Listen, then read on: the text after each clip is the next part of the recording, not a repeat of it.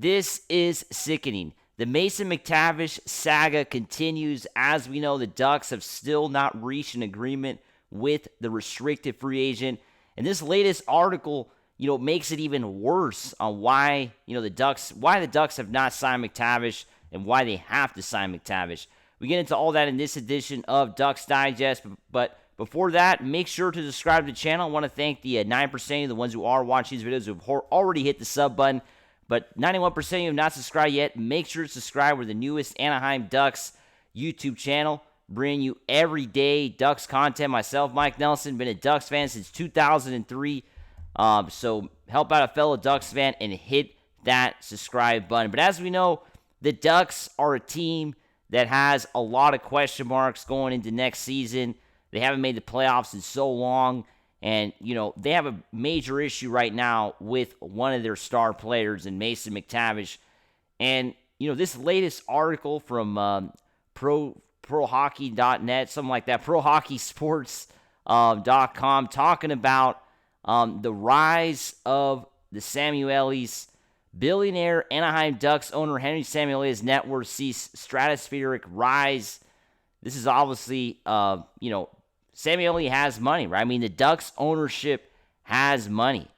And for them not to be paying McTavish just makes absolutely no sense because this guy is one of the richest owners in sports. I mean, literally in all sports, not just in the NHL.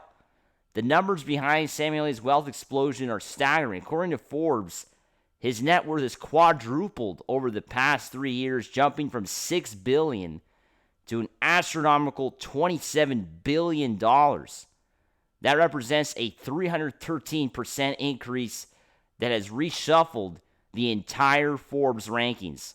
So this article from Pro Hockey Sports kind of spoke about the Forbes rankings of different owners, and Samueli is way up there. I mean, it's honestly just so ridiculous that we have one of the richest owners in sports and we're having this problem with McTavish. It just makes absolutely no sense whatsoever. I mean, ask yourself this. If they really wanted to sign McTavish, and you have an owner that has a net worth of $27 billion, why would you not sign the player? I mean, hockey players don't even make half of what NBA guys make. So, I mean, the Samuelis could definitely afford the Mason McTavish contract. I mean, don't let them tell you different if this thing doesn't work out. I mean, if this thing doesn't work out and McTavish ends up being traded, or this holdout goes into the regular season, which would be an absolutely disastrous scenario for the Ducks to have this continue into the regular season. I mean, this would be, catastrophic because the Ducks need McTavish to be part of this team right from the get-go. I mean, I don't know what you think, but I don't think the Ducks, with the roster that they have, can make the playoffs, and McTavish is not a part of this team in the first month or 2 months of the season. I just don't see it. I mean, if McTavish ends up joining this team sometime in November because of a holdout or December or whatever, the Ducks are done. I mean, the Ducks are basically done because that would mean the Ducks probably got off to a bad start, and bad starts in the NHL are basically death sentences. I mean, this team, the Ducks, there's only 16 teams that make the playoffs out of 32. So getting off to a bad start in the NHL is the wrong way to go. You're basically done. You're done. I mean, you have to get off to a good start in the NHL season. You have to get off to a good start. So McTavish has to be a part of this team, and money is not the problem. Money is not an issue for the Samuelis, for Henry Samueli. Ducks franchise has experienced similar growth under his ownership. The Ducks, when Samueli bought this team, he bought it for $70 million. $70 million 20 years ago. Think about that. And now the team is worth at $1.3 billion. That's a 1,800% growth over 2 decades. So just honestly, pretty staggering numbers. I would say he's made a profit. Just 2 years after purchasing the Ducks, Samueli celebrated the franchise's first and only Stanley Cup victory. And despite the Ducks' recent struggles, The 70-year-old owner continues to invest heavily in the franchise future, which I think at this point is, I don't know if that's exactly true, because sure, the Ducks have made some big acquisitions. Signing Joel Quenneville obviously was not cheap. That's probably the most, I would say, that has been, costly. But, Kreider and Granlund, these guys, of course, are getting paid well, but, they're not like they're getting paid McDavid numbers, right? I just think the Ducks, when it comes to Mason McTavish, are just being cheap, right? That last statement there in that article just doesn't seem accurate to me. If the Ducks don't sign McTavish, if they don't sign him to a long-term deal, then that statement is completely false. Samueli is not investing in the Ducks' future if he decides to move on from McTavish. He's just not. He would not be invested. He would be basically giving up on the Ducks' future, just basically throwing it off to the side. McTavish is one of the future stars for the Ducks, I would assume.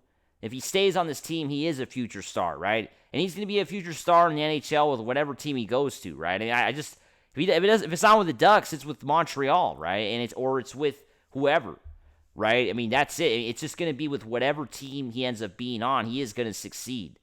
I think the Ducks have to come to that realization. I think Pat Verbeek is coming to the realization, right? The latest report, which we talked about last week from Elliot Friedman, talking about how Pat Verbeek doesn't seem to want to sign McTavish to a short-term deal, right? It seems like he wants to go long-term. That's of course sources. Elliot Friedman's a great NHL source. This guy's been doing it for a long time, so I do believe him. I know some fans are saying, what are you talking about, Mike? Verbeek has always been cheap with the players. He's always kind of cheated the players, right? Zegras and Drysdale. Look what he did with them. But it seems like this case is different, I think. At least I hope it's different, right? You gotta hope it is different, because if Verbeek wants to sign McTavish to a long-term deal, then there's hope that this is going to get done. And it's just basically a matter of nudging Henry Samueli to write the check. Because right now, I think the main issue is obviously money. What else can it be? It's not, ask yourself this. What else could it be right now with McTavish and the Ducks? It has to be money. It has to be basically the team arguing, ownership arguing with McTavish and his representation about how much money he will be paid year to year. It has to be that. What else can it be? McTavish wants $7 million, 6.5, and the Ducks want to be cheap and offer him $5 million a year. But it just seems absurd that they're doing this with the net worth of Samueli, like I just showed you, $27 billion for this guy. And if he's fighting over an extra $2 to $3 million a year, which sure comes out, if you multiply it by 7, $14 million. Come on. It's $14 million. That's not a lot of money for this guy. So I just think the Ducks are being cheap right now, and they need to sign McTavish, or this thing is something they're going to regret for a long time if they don't get this done. As always, make sure to subscribe, and let's go Ducks. Woo!